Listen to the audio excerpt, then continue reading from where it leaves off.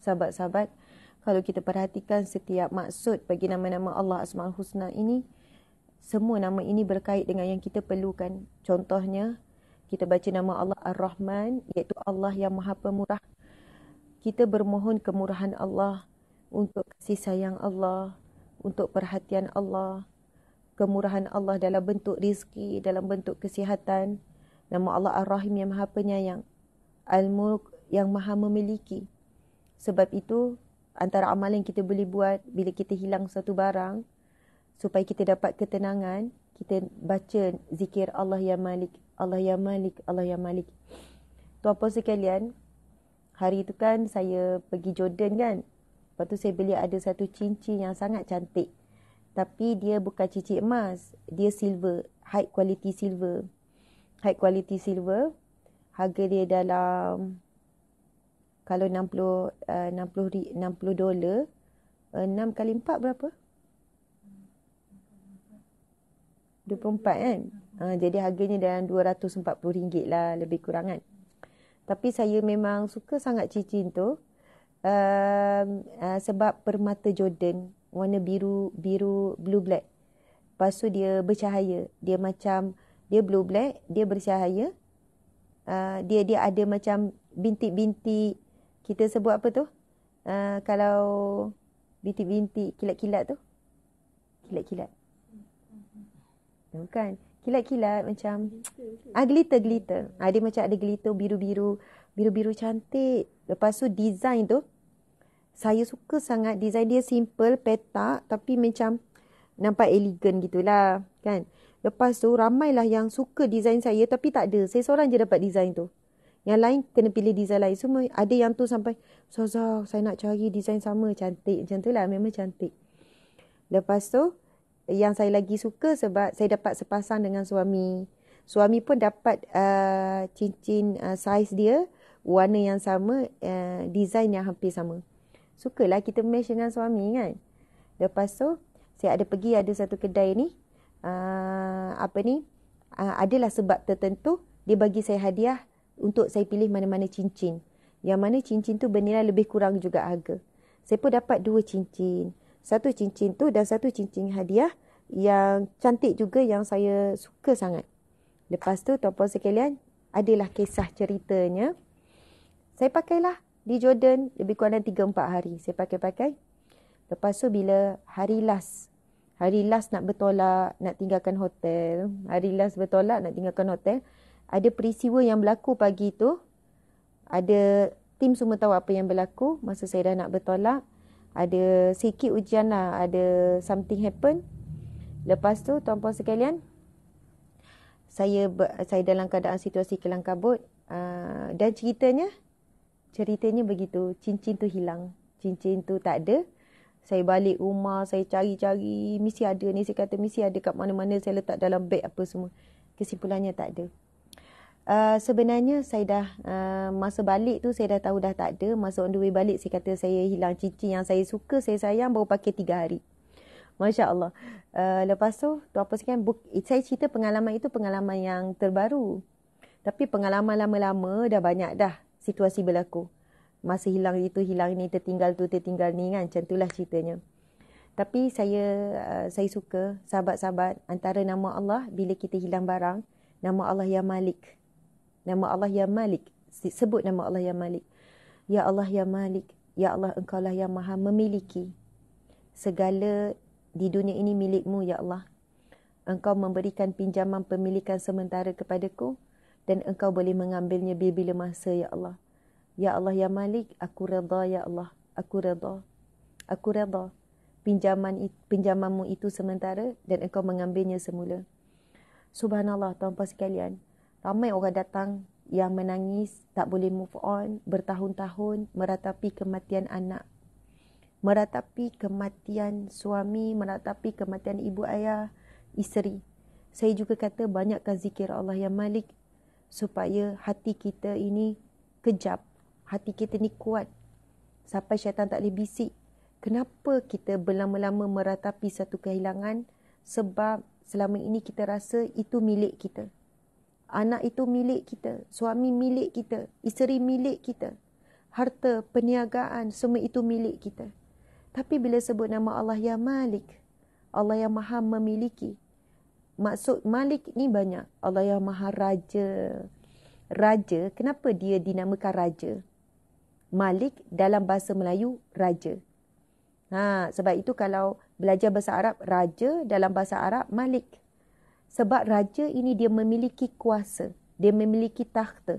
Dia memiliki pemerintahan. Dia pemilik yang berada di atas. Dan disebabkan itu, maka dia diberi gelaran Malik, pemilik. Jadi subhanallah. Saya selalu kongsi, kalau orang tanya nak beramal apa Ustazah, saya kehilangan anak. Dah 2 tahun Ustazah, saya tak boleh move on. Saya kemurungan. Saya berhenti kerja. Setiap hari saya tak boleh lagi tak menangis tanpa mengingati anak saya. Tuan-puan sekalian, ada hamba Allah ni nak dapat anak 10 tahun. Lepas tu diuji, anak meninggal. Bukan kerana sakit, meninggal mengejut. Bukan senang nak terima. Tunggu 10 tahun. Anak meninggal waktu kanak-kanak. Sedang menyulam bahagia, menyulam kenangan. Allahu Akbar. Bukan senang. Bila saya dengar, saya kata, ya Allah Puan, beratnya ujian Puan. Saya ada anak 7 masih ada. Puan dah tunggu anak 10 tahun lebih. Dapat anak Allah ambil. Macam itulah Ustazah. Saya terduduk Ustazah. Bila dapat anak, saya rasa 10 tahun saya berusaha untuk dapat anak. Allah beri, tapi sekejap. Saya kata banyakkan zikir Allah yang Malik, Allah yang maha memiliki.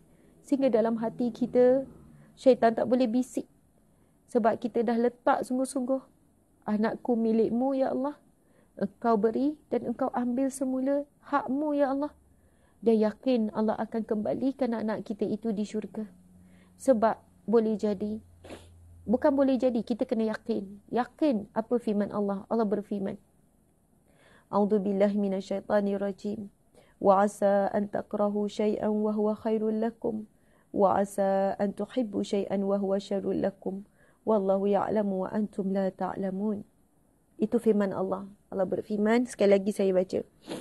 A'udzubillahi minasyaitanirrajim. Wa asa an takrahu syai'an wa huwa khairul lakum. وعسى أن تحبوا شيئا وهو شر لكم والله يعلم وأنتم لا تعلمون.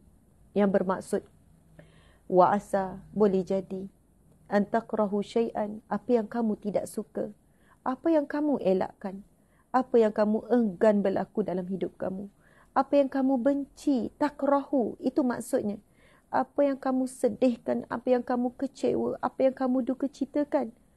Wa asa an takrahu syai'an wa huwa khairul lakum, tetapi ia baik bagi kamu. Wa asa an tuhibbu syai'an wa huwa syarrul lakum, dan boleh jadi apa yang kamu suka, apa yang kamu nak, apa yang kamu inginkan, apa yang kamu rasa kalau kamu dapat bahagia, gembira, tetapi ia amat buruk bagi kamu. Allah kata, wallahu ya'lamu wa antum la ta'lamun. Kamu tidak tahu apa-apa. Allah tahu segala-galanya. Allah maha tahu. Kamu tak tahu apa-apa. Sebab itu boleh jadi Allah ambil anak kita. Kerana Allah nak kekalkan anak kita menjadi asbab kita masuk ke syurga. Rupanya kerana Allah ambil anak kita terpelihara daripada fitnah dunia. Anak kita tidak disentuh dengan kerosakan dunia akhir zaman. Akhirnya anak kita pergi dalam keadaan suci dan bersih. Tuan-puan sekalian, dalam hadis Nabi ada Nabi menjelaskan yang mana ibu bapa yang sabar dalam menghadapi kematian anak-anak mereka. Ibu bapa yang sabar dengan pemergian anak mereka, tuan-puan sekalian. Subhanallah. Nabi sebut apa? Sesungguhnya di akhirat kelak, ibu bapa yang begini akan didatangi anak-anak mereka, lalu mereka menarik. Sekiranya ibu bapa ni diberi pakaian ketika di mahsyar. Sebab bukan semua akan bertelanjang bulat. Bila di mahsyar, ada golongan yang akan diberi pakaian oleh Allah. Hadis Nabi ni kata, anak ini akan mencari ibu bapanya sampai menarik dengan hujung baju ataupun menarik tangan mereka.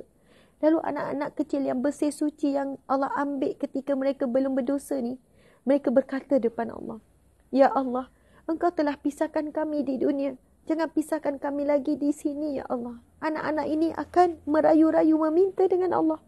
Ya Allah, Engkau dah pisahkan kami di dunia. Jangan pisahkan kami lagi di sini, ya Allah. Anak-anak kecil tak berdosa ini akan meminta dengan Allah. Akan merayu dengan Allah. Supaya ibu bapanya dimasukkan ke dalam syurga. Sebab sabarnya ibu bapa mereka menghadapi kematian dan pemergian si anak. Masya Allah. Saya sebenarnya sedih, tahu tak, saya teringat apa.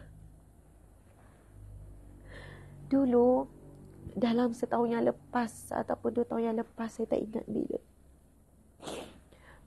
Ada seorang ibu ni, dia dibawa oleh anak dia. Ibu ni, dia datang di depan saya, masa tu dekat galeri. Dia senyum je, dia senyum. Lepas tu, ada ayah dia juga. Ayahnya duduk jauh. Ini yang saya ingat. Kalau saya salah, saya minta maaf. Kemudian, adik, anak kepada ibu ni pun duduk sebelah saya. Lepas tu, anak ni pun cakap. Anak kepada ibu ni cakap. Dia kata, Ustazah pernah ingat tak? Ada satu kisah, ada satu peristiwa yang menggemparkan satu Malaysia. Seorang kanak-kanak sekolah rendah yang dicabul, yang dirogol oleh guard sekolah, kemudian dibunuh. Saya pun kata, macam pernah ingat. Saya pun terus Google. Terus keluar. Berlaku di negeri Johor. Terus keluar berita tu. Saya baca. Saya terus nangis. Saya kata, Ustazah, inilah ibu kepada anak tersebut. Inilah ibu kepada anak tersebut. Yang mana jenazah anak dijumpai dalam keadaan yang sangat menyayat hati. Kesan kezaliman manusia dan kanak-kanak ini dibunuh. Lepas tu anak ni cakap, Ustazah, bukan senang nak rawat hati ibu. Pemergian anak memang menyakitkan. Tapi pemergian adik saya pergi dalam keadaan yang sangat tragis dan menyedihkan, Ustazah. Sangat tragis dan menyedihkan. Kemudian, ibu ni pun menitik air mata depan saya. Lepas tu ibu ni bersuara, Ustazah, saya redha. Saya redha dengan takdir Allah. Allah takdirkan jalan hidup anak saya macam tu, Ustazah. Saya redha. Saya tak marah pada Allah. Anak saya yang kecil tak berdosa diperlakukan begitu, Ustazah. Saya redha, Ustazah. Tapi ibu ni minta saya doakan apa? Saya terus nangis tak asal-asal. Dia kata, Ustazah, tolong doakan suami saya. Si ayah, suami saya tak mampu nak terima lagi sampai hari ini, Ustazah. Suami saya tak boleh nak terima lagi. Suami saya, Ustazah, dia tak kuat lagi. Dan masa diorang datang tu, peristiwa tu dah berlaku 3 tahun sebelum. 3 tahun ataupun 4 tahun sebelum mereka jumpa. Dah bertahun-tahun. Saya kata, Ya Allah, kehilangan anak satu yang perit. Tapi kehilangan dalam keadaan yang sangat tragis seperti itu. Dia kata, Ustazah, seolahnya telah merampas segala kebahagiaan yang ada. Dan kami meniti hari dengan rasa yang sangat berat, Ustazah. Saya kata, Ya Allah, mudah-mudahan asbab ujian ini, Allah satukan keluarga ini di syurga. Allah hilangkan segala kesakitan, keperitan jiwa dengan syurga Firdaus, dengan dikumpulkan di syurga. Tuan-puan sekalian, yakinlah. Yakin. Segala ujian yang menimpa kita, tidak ada suatu pun tanpa kasih sayang dan rahmat Allah. Dan semua ujian, kecil, besar, ringan, berat,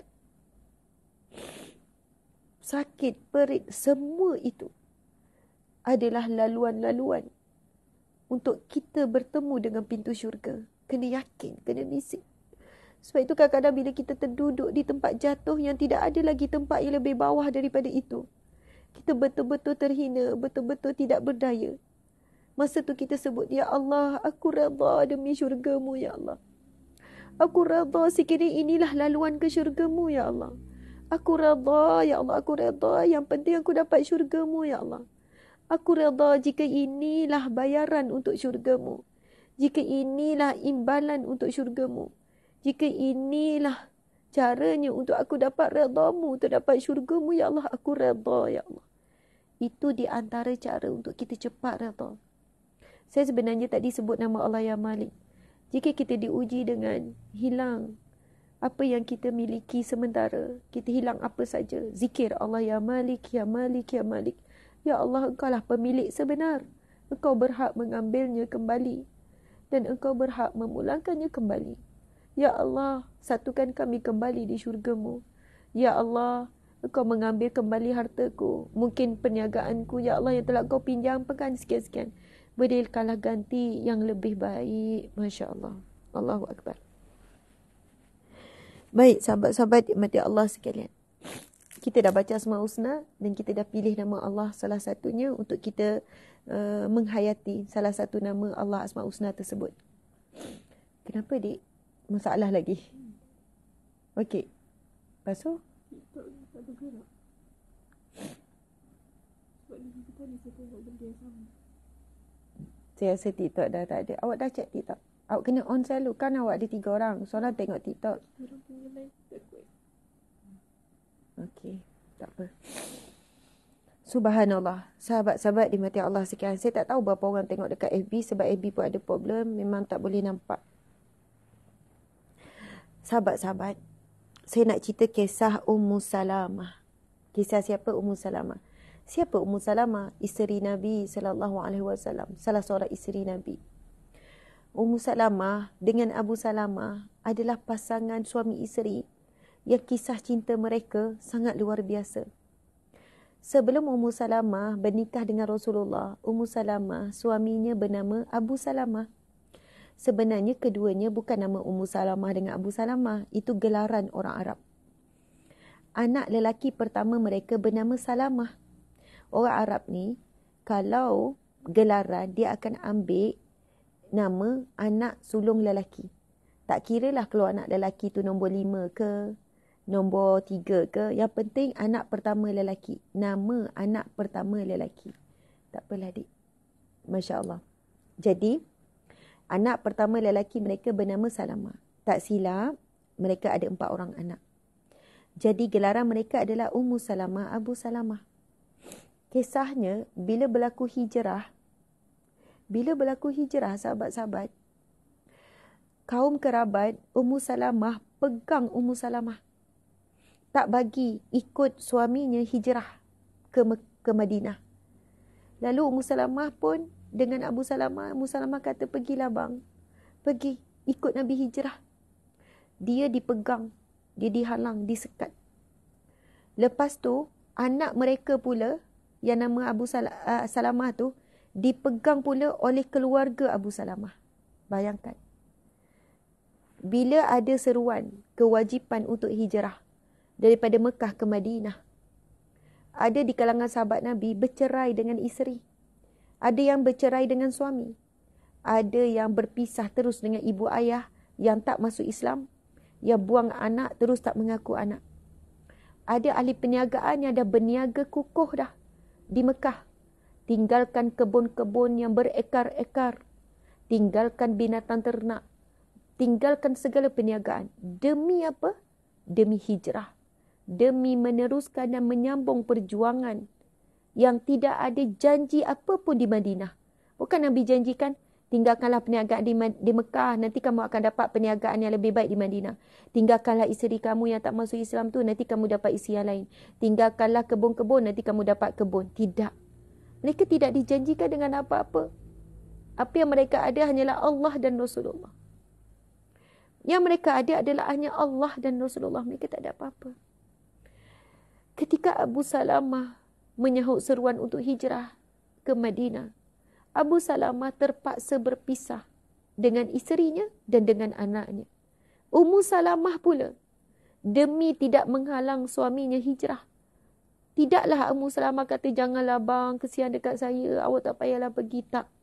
Tetapi Ummu Salamah kata, pergilah. Ummu Salamah terpisah dengan suami, terpisah dengan anak. Sebab apa? Kaum kerabat Abu Salamah pegang anak mereka yang masih baby. Ummu Salamah pula dipegang oleh keluarga. Terpisah 3 penjuru. Suami, isteri, anak terpisah. Anak yang masih menyusu, tuan-puan sekalian. Bayangkan, Masya Allah. Bayangkan tuan-puan sekalian.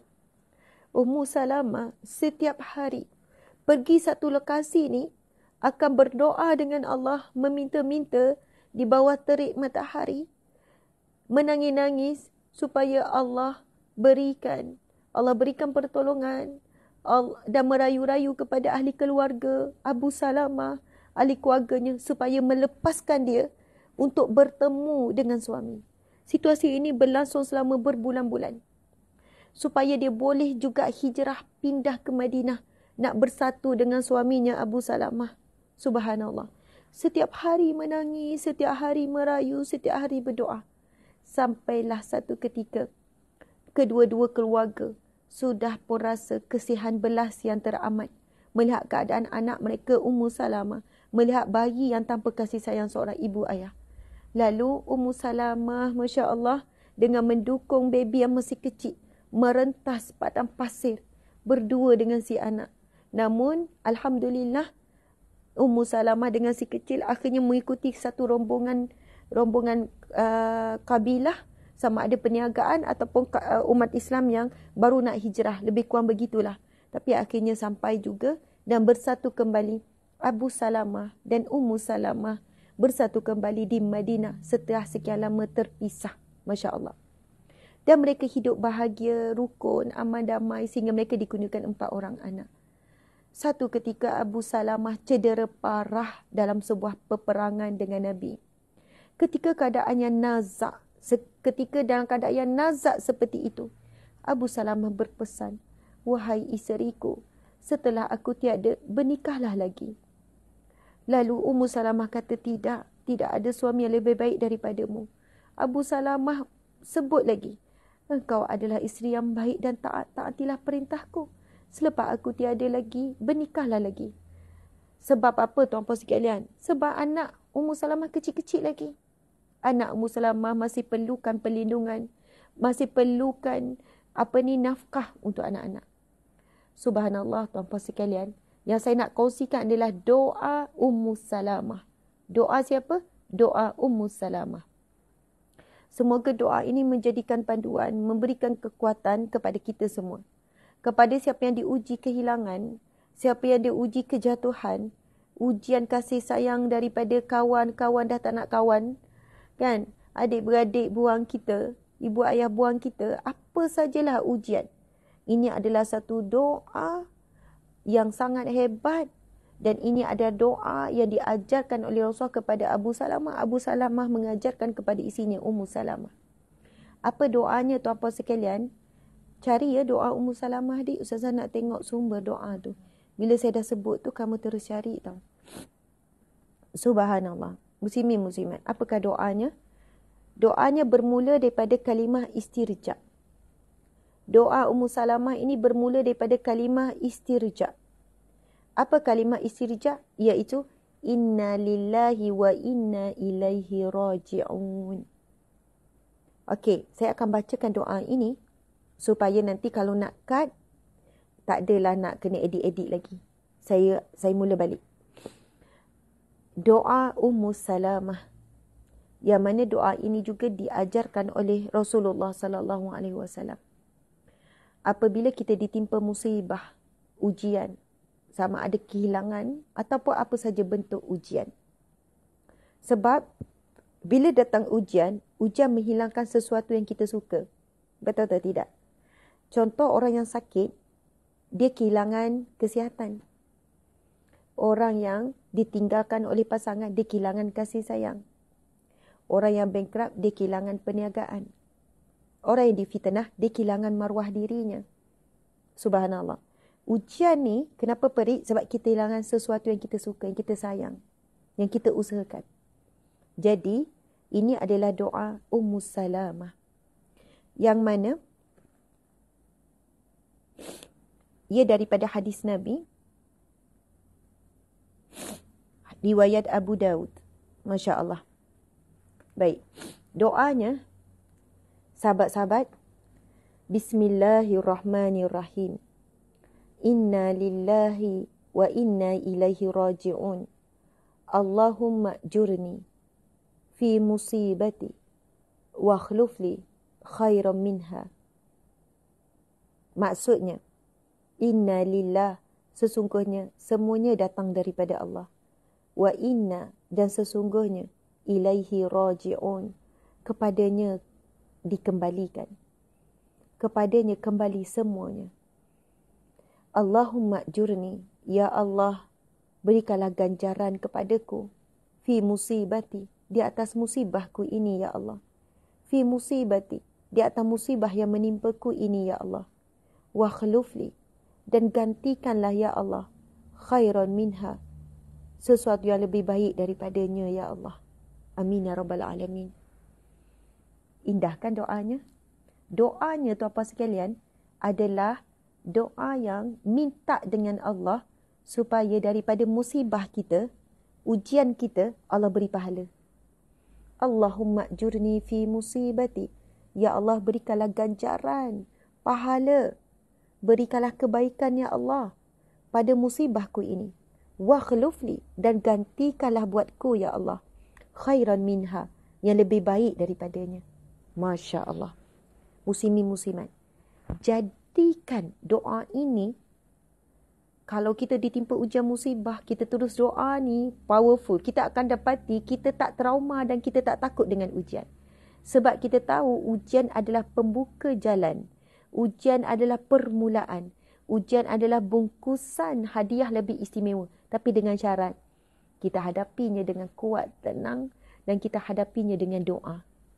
Subhanallah. Doa tu dimulakan dengan Inna lillahi wa inna ilaihi raji'un. Inna lillah, sesungguhnya semuanya datang daripada Allah. Kita, orang yang kita sedihkan itu, harta, benda, anak-anak, apa yang kita usahakan, inna lillah, semuanya daripada Allah. Wa inna ilaihi raji'un, dan sesungguhnya semuanya dikembalikan kepada Allah. Kita buang dulu rasa pemilikan, bahkan kesihatan kita pun daripada Allah. Kebijaksanaan kita pun daripada Allah. Rupa paras pun daripada Allah. Inna lillah, semua daripada Allah. Wa inna ilaihi raji'un, dikembalikan semua kepada Allah. Bila hati kita tahu kita ini kosong, tak ada apa-apa. Hati kita ini tidak berdaya, tidak ada apa-apa. Inna lillahi wa inna ilaihi raji'un. Subhanallah. Kemudian kita pun berdoa. Allahumma ajurni fi musibati. Ya Allah, berikanlah ganjaran pahala di atas musibah yang menimpaku. Wa khluf li khairan minha, dan gantikanlah yang lebih baik ya Allah daripada yang engkau ambil. Lebih baik daripada ini. Itulah doa Ummu Salamah. Doa saban hari, setiap kali dia rindu suaminya Abu Salamah. Rindu, memerlukan. Subhanallah, sebab kisah cinta mereka sangat agung. Masya Allah. Lalu Ummu Salamah ini dipinang oleh beberapa orang sahabat Nabi yang hebat-hebat. Cuma saya nak sebut takut saya silap. Tapi 4 orang sahabat Nabi tu juga di kalangan mereka meminang. Maksudnya di kalangan Abu Bakar, Umar, Sayyidatina Umar, Sayyidina Osman, ada beberapa orang sahabat Nabi yang meminang Ummu Salamah. Sebab Ummu Salamah ini seorang wanita yang dikenali dengan sifat-sifat yang mulia, dengan rupa parasnya juga, dengan kebaikannya. Jadi sahabat Nabi ni bila ada kewafatan sahabat Nabi dalam perang, mereka bertujuan untuk membantu lagi-lagi untuk menafkahi anak-anak yang masih kecil. Kemudian Ummu Salamah menolak dengan baik. Bagi Ummu Salamah, suaminya Abu Salamah lebih baik daripada lelaki-lelaki yang meminangnya. Sehinggalah satu hari datanglah pinangan daripada Rasulullah sallallahu alaihi wasallam. Ketika itu Ummu Salamah tidak boleh menolak lagi pinangan Nabi. Kerana Allah benar-benar memakbulkan doa Ummu Salamah. Bila Ummu Salamah berdoa, wa khluf li khairan minha. Ya Allah, gantikanlah dengan apa yang hilang dengan yang lebih baik. Maka tidak ada lelaki ataupun suami yang lebih baik daripada Nabi Muhammad sallallahu alaihi wasallam. Tuan-puan sekalian, kalau kita kehilangan apa-apa, ujian apa-apa, terus doa ni, Allah akan gantikan dengan sesuatu yang lebih baik. Mungkin sesuatu yang digantikan itu bukan sesuatu yang bentuk nilai yang sama. Contoh, kita mungkin hilang cincin. Mungkin bukan digantikan dengan cincin, Tapi digantikan dengan sesuatu yang lebih baik daripada cincin itu. Kita mungkin kehilangan anak. Kita baca doa ni digantikan dengan lebih baik. Boleh jadi dengan umur kita, kita tak boleh dah anak. Tak digantikan dah dengan anak. Tapi Allah gantikan dengan ada orang-orang lain yang berikan kasih sayang kepada kita. Rupanya kasih sayang mereka itu boleh jadi lebih besar daripada kasih sayang anak tu. Kita tahu nilai apa. Boleh jadi Allah gantikan dengan kesihatan. Allah gantikan dengan rizki yang melimpah ruah. Boleh jadi Allah gantikan dengan kemuliaan. Allah gantikan kita dengan apa? Nikmat boleh bangun tahajud. Ada seorang sahabat saya. Dia kata, dia cerita macam ni. Lama minta dengan Allah supaya dapat bangun tahajud konsisten setiap malam. Tak dapat. Susahnya nak istiqamah. Tapi akhirnya dia kata, syukur Alhamdulillah dengan air mata. Akhirnya sekarang dah boleh bangun setiap malam. Saya kata, macam mana boleh bangun tiap malam? Bangun pukul 3 pagi, bangun tengah malam bangun. Setelah Allah uji dengan suami. Suami kan beralih arah, suami begitu, suami begini. Mengalami ujian daripada suami yang sangat berat sampai diambang penceraian. Dia kata, dia percaya sangat. Sebab doa yang dia minta. Lalu Allah berikan ujian. Tetapi bukan sebab doa tu Allah beri ujian. Tapi melalui ujian itulah Allah beri dia nikmat bangun tahajud. Yang mana dia kata ketenangan ni tak pernah dirasai. Dan bahkan redha sangat. Dia kehilangan bukan itu saja. Dia kehilangan banyak benda. Banyak perkara yang dihilang. Saya tak nak cerita detail sebab saya tak nak menyentuh sensitiviti kawan saya ni. Subhanallah apa yang dihilang. Tapi dia kata apa pun yang hilang tidak boleh digantikan dengan nikmat tahajud. Dia kata, dia sebutlah dia hilang tu hilang ni bahkan macam-macam benda yang dihilang tu apa sekian. Bukan itu saja. Semua benda yang berada di keliling dia yang diusahakan selama ni. Dia kata tetapi sebab nikmat tahajud tu sakitnya kehilangan tu tak terasa. Rasa perit menangis. Tetapi boleh tenang-tenang saja menghadapi. Maksudnya kalau nak dipilih nikmat ni dikembalikan dengan nikmat tahajud. Dia kata lebih rela kekalkan nikmat tahajud. Subhanallah. Tuan-puan dimati Allah sekalian. Masya Allah. Sahabat-sahabat dimati Allah sekalian. Sampai macam mana kita nak diuji bahawa kita boleh bangun tengah malam memuji Allah. Bersyukur kepada Allah. Beribadah kepada Allah. Kita bangun subuh pun lambat. Nak jaga solat di awal tu pun berat. Itu pun bila ditimpa ujian kita mengeluh merungut. Pada ujian itu untuk membersihkan dosa. Itu hadis Nabi. Nabi sebut apa? Tidak akan berlalu seseorang itu tanpa digugurkan Allah dosa-dosanya sebab ujian-ujian yang menimpanya. Itu mafhum daripada hadis Nabi. Bahkan Nabi sebut apa? Tidak ditimpa seseorang itu ujian sakit, kebimbangan, kesedihan, keperitan, kekecewaan. Nabi kata, bahkan sekiranya satu duri yang halus yang terkena pada kakinya, melainkan Allah akan menggugurkan dosa-dosanya. Subhanallah. Kita ibadah tak seberapa. Ujian Allah datang mengeluh macam apa. Saya bukan cakap orang, saya cakap saya. Ujian yang datang itu macam kita ni tak layak diuji. Ujian yang datang tu seolah-olahnya macam kita ni sudah mempunyai bekalan pahala yang sabar dan lain-lain. Jangan tunggu saya suruh. Dia orang tak perasan. Awak faham kan? Dia orang tak perasan yang suara dia orang tu masuk. So, jangan tunggu saya bagi signal ke apa. Awak tahu apa yang perlu dibuat. Subhanallah. Tuan-puan dimati Allah sekalian. Ustazah, betul ke kena gantikan solat qadha dulu baru Allah terima solat sunat? Tidak. Janganlah diwawarkan kata-kata tu. Janganlah sahabat-sahabat. Kita buat solat qadha, waktu sama kita buat solat sunat. Bahkan ada orang, dia tak buat dah solat tahajud apa dia kata sebab apa. Dia orang kata, kalau lagi tak settle solat qadha, tak boleh solat sunat. Kalau buat juga, sia-sia.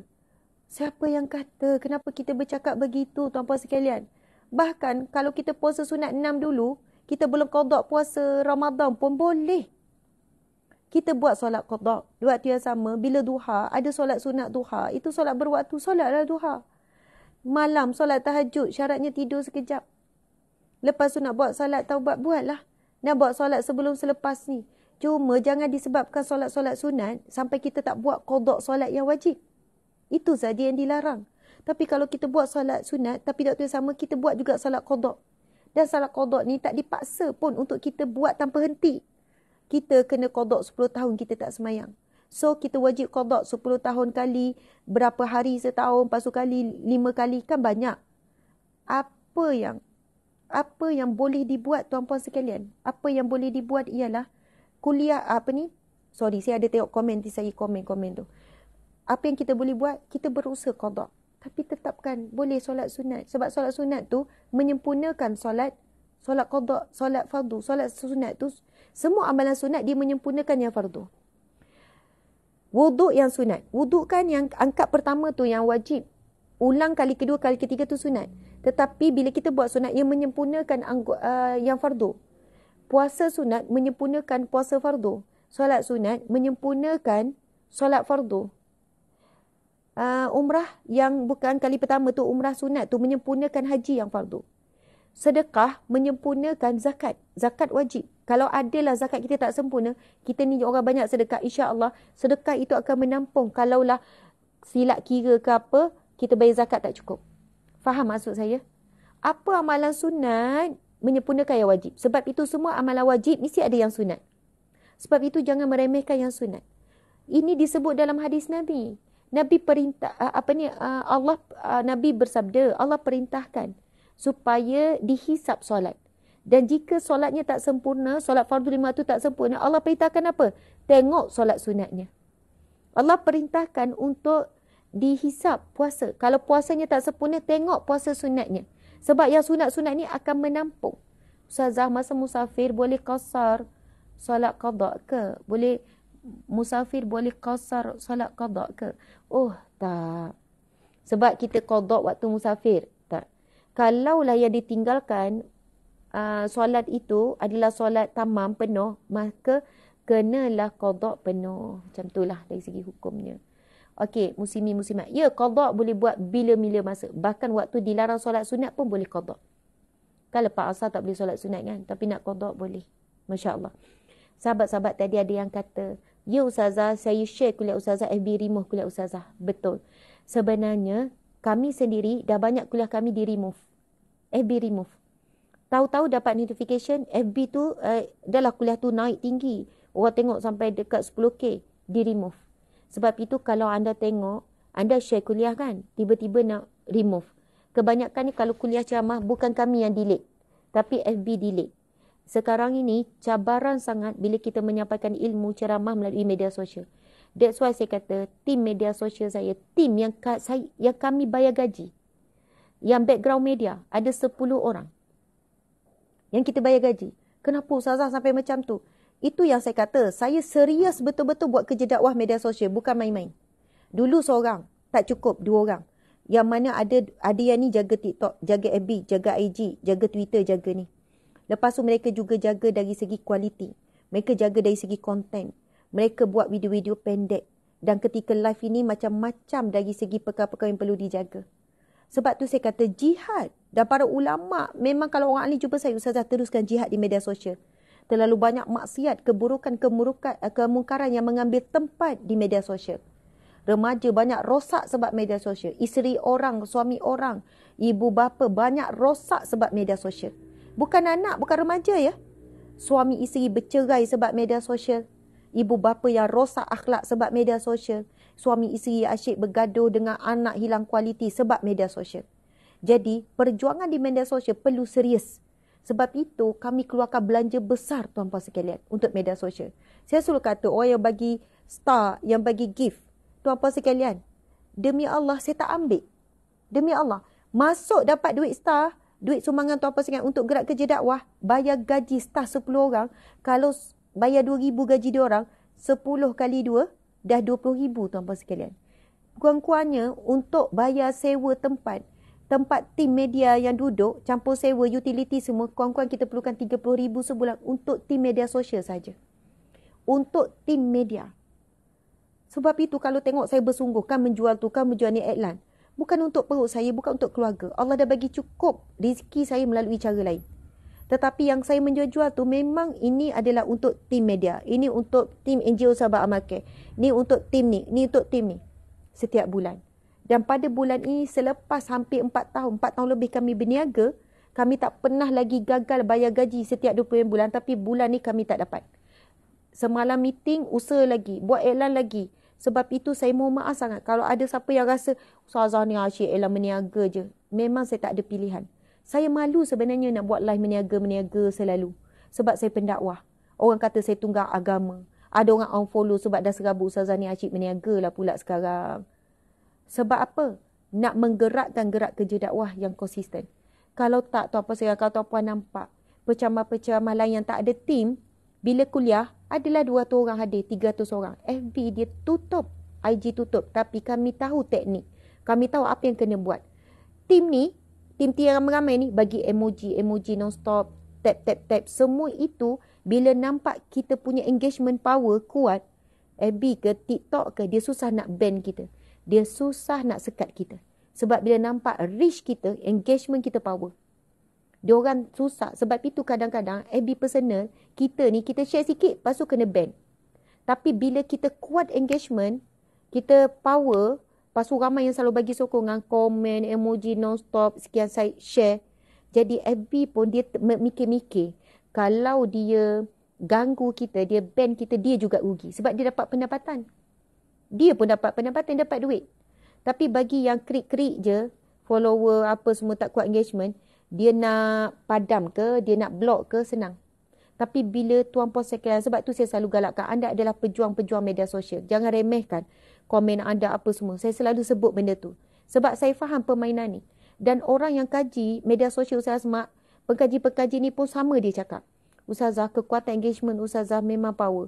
Sampai ada orang Cina tu, orang bukan Islam, jumpa saya sebut orang bukan Islam. Dia ni orang dalam bidang media sosial ni. Sebab dia pakar, dia mahir. Lepas tu bila dia follow, dia kata saya jumpa FB Tuhan, dia sebut gitu. Saya kata apa maksud?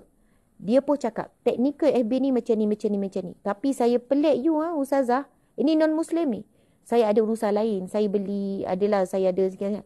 Tapi lepas tu dia follow saya. Dia kata saya terkejut, saya tengok. Kebanyakannya FB ni sebab dia dah buat kat 10 tahun dan ramai sangat influencer artis-artis guna khidmat dia. Untuk apa? Untuk beli follower, untuk beli tu, beli ni, beli view apa semua macam-macam. Memang boleh beli. Dia kata, saya dah jumpa FB Tuhan. Tapi ayat dia, ni bukan ayat saya, ni ayat orang bukan Islam. Saya terkejut dengar. Saya kata, why? FB ni kalau dah tengok 100 orang, ada waktu dia dah tutup tau. Dia dah tutup. You punya live tak boleh naik lagi dah. Tak boleh naik bila dia dah tutup pintu. Sebab itu you buat bersungguh-sungguh. Kalau 50 orang tu je lah tengok. Sebab notification dah tutup dah off. Orang lain dah tak dapat dah notification you punya live. Tapi you sangat pelik. You tak guna apa-apa bayaran apa. Bila you ceramah Ustazah, dia panggil saya Ustazah. Selalu bagi hadiah bila kita hari raya. Sebab kita ada urusan lah. Lepas tu kan dia kata walaupun you dah sejam, you boleh naik lagi. Tu yang saya cakap UFB Tuhan. Ini orang bukan Islam sebut. Bermaksud dia kata FB tak boleh nak kontrol you. You yang kontrol. Padahalnya FB ni dia dah ada mission dia punya cara macam mana nak sekat. Dia nak paksa supaya you bayar pada dia. You buat iklan mesti buat FB ad. Tapi you tak perlu buat iklan bayar FB ad. Sebab you punya engagement power. Saya kata, sebenarnya bukan saya seorang. Tim ada 10 orang tim media yang bantu backup belakang. Selain daripada tim media, ada tim researcher, ada tim dakwah, ada tim ni. Selain daripada tu, sahabat-sahabat di semasa live. Dia kata betul. You punya live, dia kata komen mesti 1000. Bila komen 1000, lagi kuat. Sebab itu, tuan-puan sekalian, saya jelaskan perkara ni, saya nak sebut, perjuangan di media sosial dakwah ini, perjuangan ataupun medan dakwah terbesar. Why terbesar? Kalau saya ceramah di masjid, yang datang di masjid orang baik-baik. Yang nak jadi makin baik. Tapi, kalau remaja yang jauh, suami isteri yang jauh, orang yang jauh daripada agama, yang tak nak pergi masjid, yang tak semayang, yang tak baca Quran, yang tak suka majlis ilmu, akhirnya ramai sangat. Remaja pun ada jumpa, Ustazah, saya mula pakai tudung sejak saya follow Ustazah. Bukan seorang dua, ramai, beribu dah kalau saya nak kira daripada awal saya start 5 tahun lepas. Bila saya pergi Sabah, Sarawak, lagi ramai yang mengaku. Ustazah, saya mula pakai tudung sejak saya dengar ceramah Ustazah. Ustazah memang garang, Ustazah tegas. Kata-kata Ustazah tu tergiang-giang dekat telinga. Ustazah cakap orang tak pakai tudung ni sombong dengan Allah.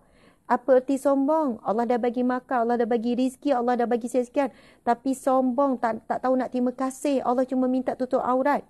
Kata-kata Ustazah tu tergiang-giang. Saya rasa geram apa Ustazah cakap saya sombong. Saya benci Ustazah masa tu. Saya benci Ustazah. Ustazah kata saya ni macam sombong. Lepas tu dia kata, rupanya itulah yang mengetuk pintu hati saya. Saya ingat lagi di Sabah dan 3 tahun yang lepas. Wanita tu pakai aurat tutup elok. Sebab apa di sana ilmu-ilmu agama lagi sikit. Dan ramai yang baru memeluk agama Islam. Jadi mereka bukan senang terus nak tutup aurat. Tapi dia kata, Ustazah Alhamdulillah. Remaja sekian-sekian wanita-wanita. Tuan-puan sekalian. Apa yang saya buat, lepas tu beri impact pada orang, tuan-puan dapat pahala. Tuan-puan dapat pahala. Sebab apa tuan-puan dapat pahala? Tuan-puan bantu engagement kita buat. Tuan-puan bantu menyebarkan. Dan ada di kalangan tuan-puan suka potong saya punya kuliah. Silakan. Dan ada orang tanya, Ustazah, saya potong kuliah Ustazah, lepas tu saya pun dekat YouTube, saya dapat bayaran YouTube. Halal tak? Saya jawab halal. Ada tu saya share dekat saya punya TikTok, saya dapat juga. Halal tak? Halal. Saya nak bagi tahu, mana-mana kuliah saya halalkan dan saya tak pernah sekat dan saya tak pernah pun minta royalti ke apa ke. Dan jika anda dapat pendapatan hasil daripada anda buat, sebarkan tu, halal, sebarkanlah. Walaupun kadang-kadang potong tak kena tempat sampai jadi fitnah, saya yang hadap. Tapi tak apa. Sebab ada orang, dia potong pendek sangat sampai orang salah faham. Dia tak salah faham sebab dia dengar ceramah saya full. Tapi dia potong pendek sebab memang pun orang kalau panjang orang tak dengar. Bila pendek baru dengar. Akhirnya berlaku salah faham. Ada tok guru saya tegur, ada ustaz tu tegur. Ustazah, apa ustazah cakap macam ni? Saya kata panjang sebenarnya, penjelasan lain. Boleh jadi fitnah.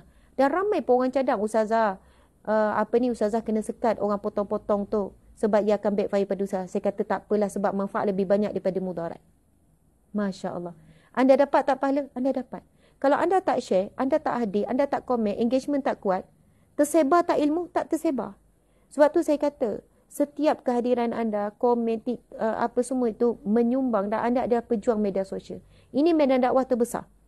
Subhanallah. Lebih besar daripada medan dakwah yang datang berdepan tu. Sebab berdepan tu orang baik nak jadi lebih baik. Tapi orang yang jauh, mereka banyak lepak di media sosial. Mereka banyak, lepas tu kita lalu-lalu. Bila dah kerat sangat kita lalu, boleh jadi satu hari dia tekan. Ada hamba Allah ni, dia kata, Ustazah, saya benci sangat Ustazah. Jumpa depan saya cakap, saya benci sangat Ustazah. Ustazah cakap macam ni. Tapi, Ustazah selalu lalu di wall saya, di FB, di TikTok saya. Ustazah sekejap melintas. Ramai sangat orang share.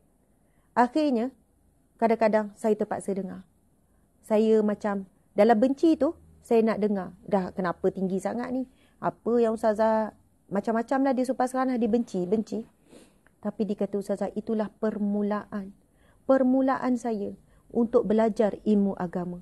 Kalau tak, saya tak pernah dengar kuliah. Saya tak pernah hadir majlis ilmu. Saya memang tak suka. Saya rasa macam orang yang menyampaikan ni semua perasaan bagus. Semua baik-baik. Suka-suka judge orang. Tapi rupanya penyampai-penyampai ni nak berikan kebaikan kepada kita. Masya Allah. Allahu Akbar. Tuan-tuan dimati Allah sekalian. Jadi sekarang dah pukul 10.12. Dah sejam setengah dah. Hampir sejam setengah dah kuliah kita. Yang mana kita mula lambat hari ni. Minta maaf banyak-banyak. InsyaAllah esok kita akan normal, back to normal pukul 7 pagi. InsyaAllah. Ingat doa Ummu Salamah tadi. Ingat ya. Saya dah kupas pada doa Ummu Salamah tadi. Dengan mendalam supaya timbul penghayatan. Dan kita tutup dengan doa Ummu Salamah ni. Apa yang Ummu Salamah dapat? Dengan doa tersebut Allah gantikan dengan suami yang lebih baik, iaitu Rasulullah SAW. Dan bestnya tu apa sekalian antara perbualan Ummu Salamah dengan Abu Salamah dengan Rasulullah. Ketika Rasul meminang Ummu Salamah jawab macam ni, ya Rasulullah, aku ada 3 masalah. Kemudian Rasul kata, beritahulah apa masalah kamu 3 tu. Yang pertama, aku adalah wanita yang cemburu ya Rasulullah. Yang kedua, aku adalah wanita yang telah berusia. Yang ketiga, aku ada anak-anak yang ramai ya Rasulullah. Apa jawapan Rasulullah kepada Ummu Salamah? Wahai Ummu Salamah, untuk cemburumu. Aku akan berdoa dengan Allah. Dan pasal umur dah tua, kita Rasul jawab macam ni. Cara Rasul jawab tu kan sweet sangat. Rasul jawab, kita dijangkiti penyakit yang sama. Ibaratnya tua tu dianggap tak best kan, tak seronok penyakit. Saya pun dijangkiti penyakit yang sama. Maksud kita sama-sama tua. Yang ketiga, Nabi menjawab, anakmu, anakku juga. Ibarat macam tu lah. Anakmu adalah anak saya juga. Ibarat macam tu. Subhanallah, sebab itu anak Ummu Salamah beruntung dapat didikan daripada Nabi. Dapat sentuhan daripada Nabi. Masya Allah. Jadi anak tiri kepada Nabi Muhammad sallallahu alaihi wasallam. Masya Allah. Apa doanya? Kita tutup dengan doa Ummu Salamah pada hari ini. Moga dapat pengajaran, dapat manfaat apa yang saya kongsikan. Masya Allah. Tahu apa saya nampak tak? Wajah saya mula-mula start tadi macam mendung, macam sedih. Lepas tu, bila dah nangis-nangis, dah banyak dah nangis, wajah pun dah jadi macam mana? Ceria balik. Sebenarnya menangis tu menenangkan hati. Menangis tu menguatkan jiwa. Menangis tu adalah sunnah para Nabi. Kita tahu Nabi Yaqub menangis sampai buta mata. Para Nabi adalah orang yang paling kuat menangis dengan Allah. Masalah nangis dengan Allah. Ujian nangis dengan Allah.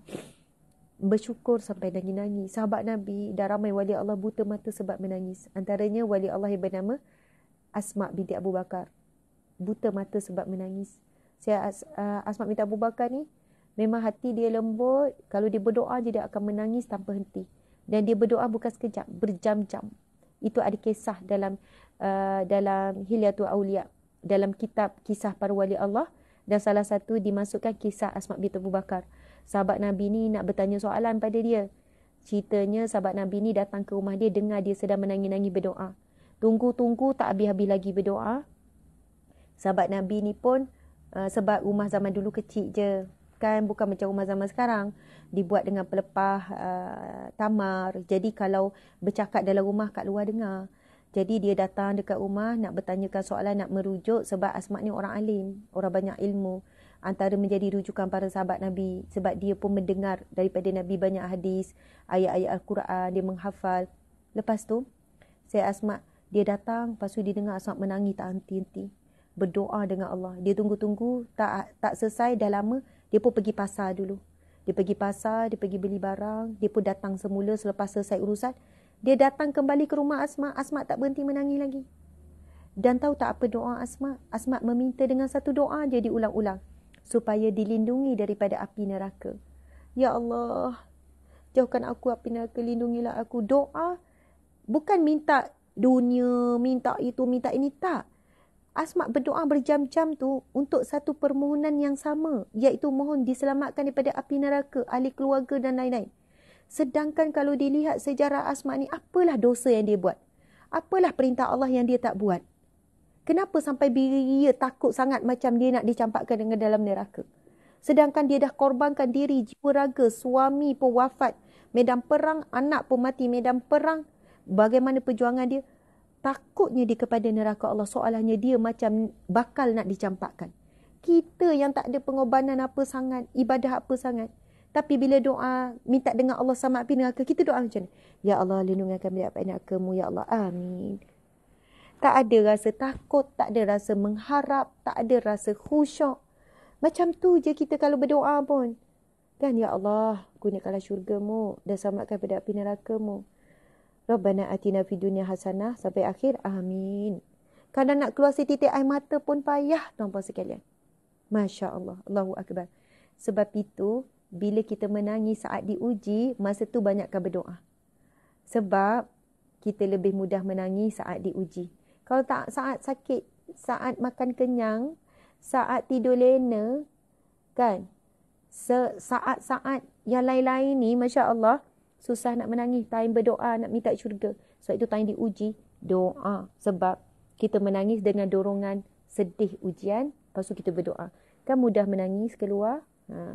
Jadi kita baca doa Ummu Salamah sebagai penutup lagi sekali. Ini nanti cari dalam internet doa Ummu Salamah. Bismillahirrahmanirrahim. Inna lillahi wa inna ilaihi raji'un. Sesungguhnya semuanya datang daripada-Mu, Ya Allah. dan semuanya dikembalikan kepadamu, ya Allah. Allahumma ajurni fi musibati. Ya Allah, berikanlah ganjaran pada musibah yang menimpaku, ya Allah. Berikanlah ganjaran, pahala, kebaikan, rahmat-Mu, nikmat-Mu, ya Allah. Di dunia dan di akhirat, di atas musibah yang sedang menimpaku, ujian yang menimpaku ini, ya Allah. Wa akhluf li khairan minha. Dan gantikanlah, ya Allah, dengan sesuatu yang lebih baik daripada apa yang hilang ini. Apa yang diambil ini, ya Allah. Amin, ya Rabbal Alamin. Subhanallah. Terima kasih banyak-banyak. Mohon maaf salah dan silap. Sehingga bertemu lagi. Masya Allah pada pagi besok dan kuliah Riyadhus Salihin. InsyaAllah esok kita baca hadis kita. Saya tak melencong dah esok direct terus baca hadis. Kan kita dah berapa lama terputus ni tak baca hadis seterusnya ni. Okey. Sahabat-sahabat semua, sayang semua kerana Allah kerana Rasulullah. Mohon maaf masalah teknikal. Di TikTok dah putus sampai 3, 4, 5 kali. Lepas tu lag dan semuanya. Minta maaf semua ya. Okey. Kita tangguhkan dengan tasbih kafarah dan surah Wal-Asr. Bismillahirrahmanirrahim. Subhanakallahumma wa bihamdika asyhadu an la ilaha illa anta astaghfiruka wa atubu ilaik. Bismillahirrahmanirrahim. Wal-'asr innal insana lafi khusr illa alladhina amanu wa 'amilus solihat wa tawasaw bil haqqi wa tawasaw bis sabr. Shadaqallahul 'azim. Assalamualaikum warahmatullahi wabarakatuh.